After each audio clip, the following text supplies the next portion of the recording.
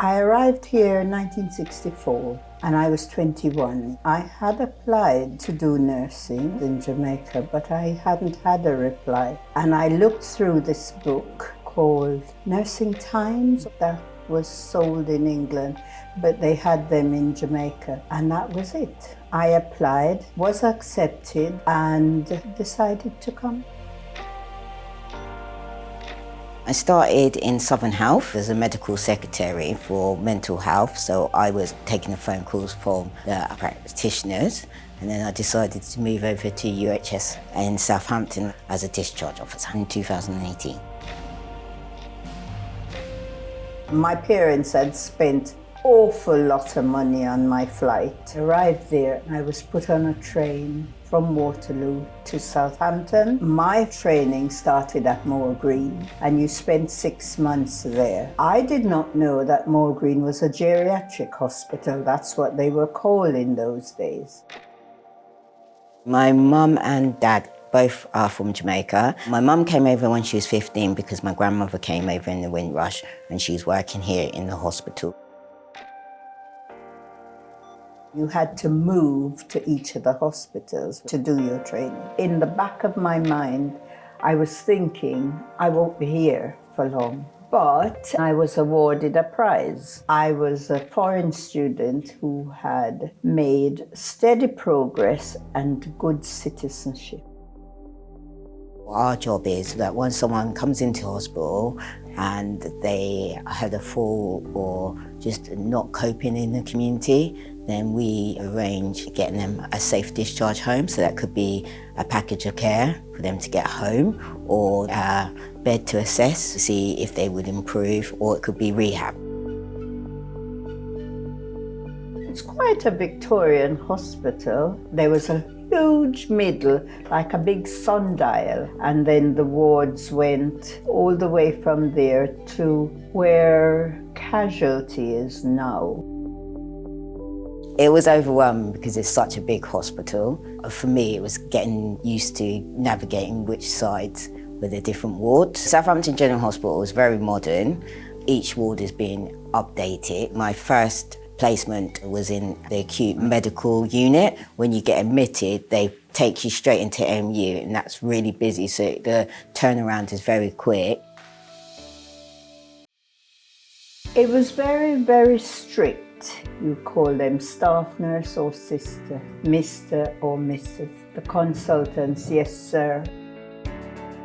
I was quite disciplined, and they knew that too. I was called by Miss Brett. She had 2 foolscap reports on her desk, and I read them. I just laughed. They said, she's very good with her patients, but she can be sharp.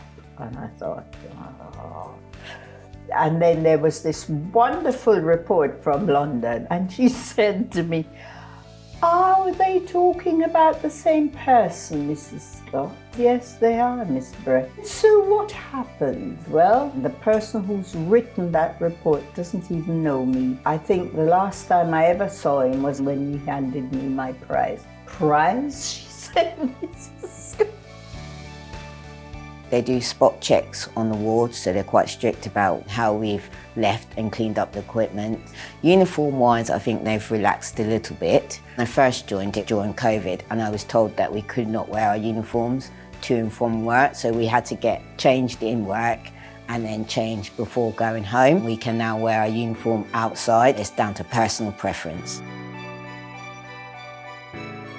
If you were an enrolled nurse, you had a plain green dress. If you were a staff nurse, you had a purple dress, then had the frilly caps like the sisters. And we were all issued with a cape, navy blue on the outside and red on the inside. When I wore my uniform, it gave me this wonderful feeling of achievement.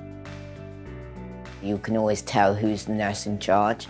The nurses obviously got blue tunic. The matrons are in purple. Band 8s are in a dark blue tunic and trousers, and you've got a red band. For my uniform, I'm in a green jersey and it's got discharge officer written on it. When I was growing up, I didn't see staff in their uniform. They was always dressed in their normal clothes and then going into the hospital and changing. Breakfast came in a huge trolley up from the kitchen, and we had to serve it. They could order what they wanted the night before, and that would come. I had this great row with a patient one day because I gave her what she'd ordered, and she created hell. What's the problem? I don't eat fish. It's fish pie. I said to her, did you order it?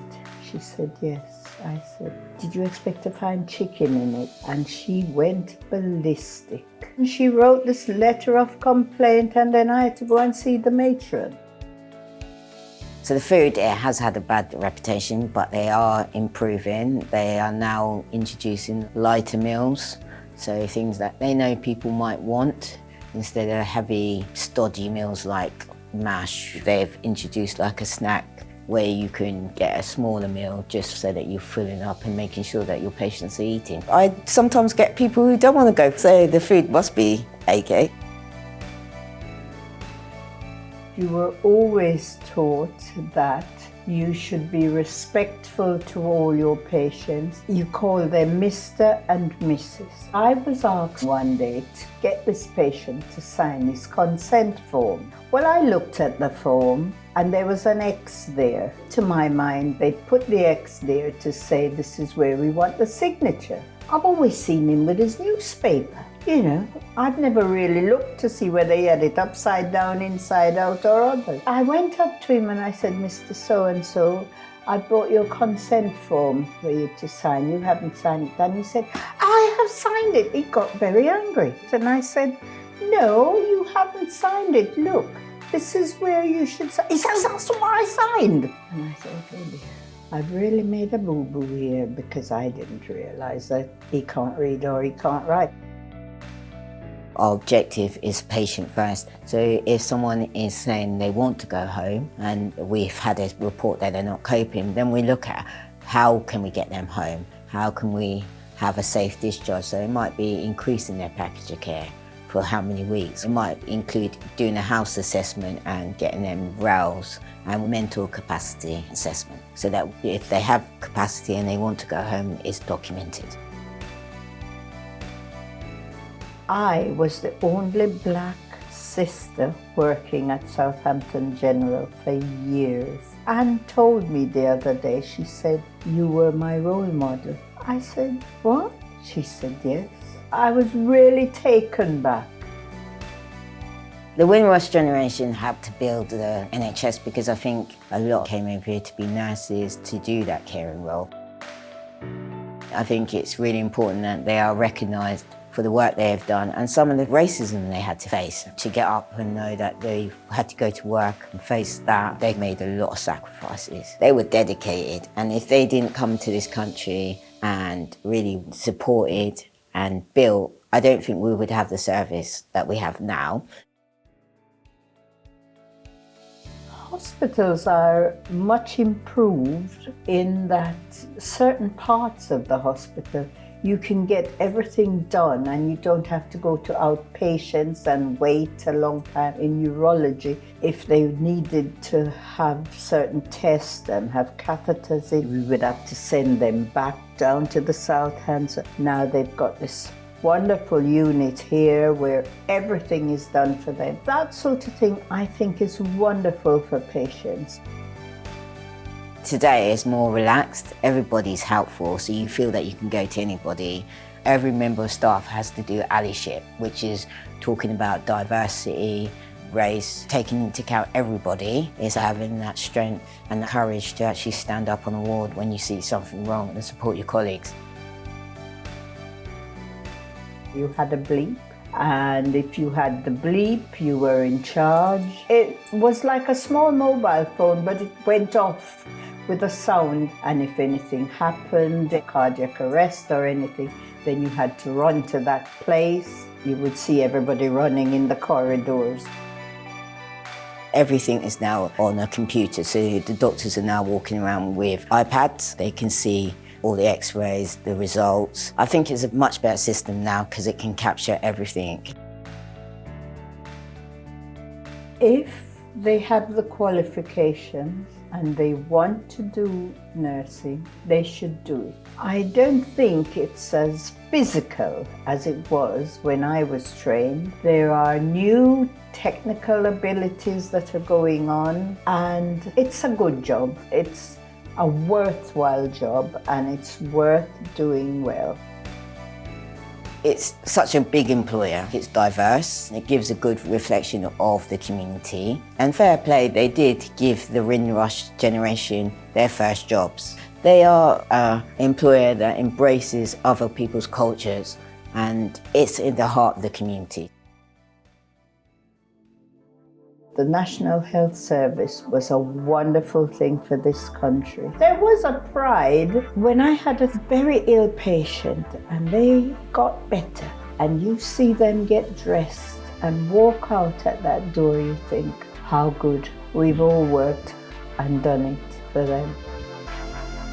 I'm walking in their footsteps. I'm really proud. And the Windrush Generation's getting older. They're coming into hospital, and it's important that I get them the right care, to honour them, to recognise, actually, you've worked in the system, let the system look after you, and let's do a safe discharge, and let's make sure that you do get what you're entitled to.